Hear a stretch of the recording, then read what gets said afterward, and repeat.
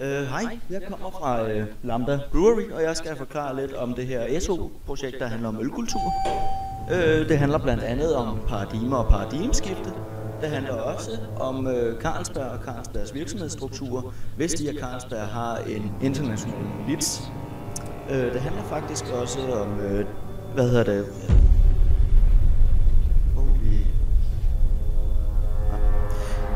hvor kom jeg fra? Nå ja, det handler også om, hvordan reklame er bygget op, og hvordan den amerikanske reklame-ølkultur er bygget op.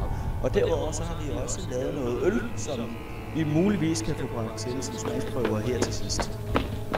Men altså, nok om det, nu skal vi fortælle lidt om... Det er Carlsberg. De er ude efter vores øl.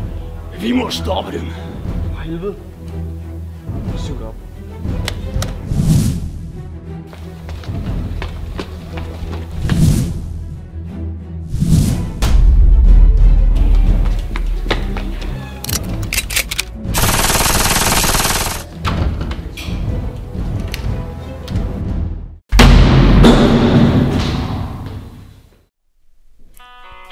This year, one beer will in awesome way change the life of two guys, the whole world, and beer.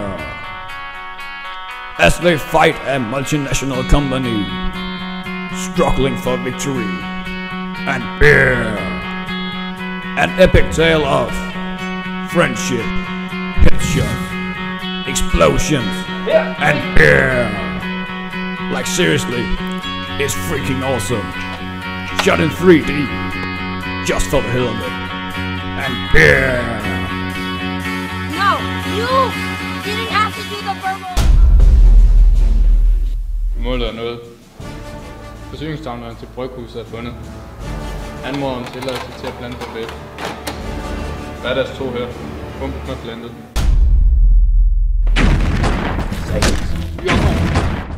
Jeg har fuldstændig glemt. Denne øl, den har jo gæret i flere måneder. Præcis. Den er samme springkraft som C4. Yippie-ki-yay, morknipper!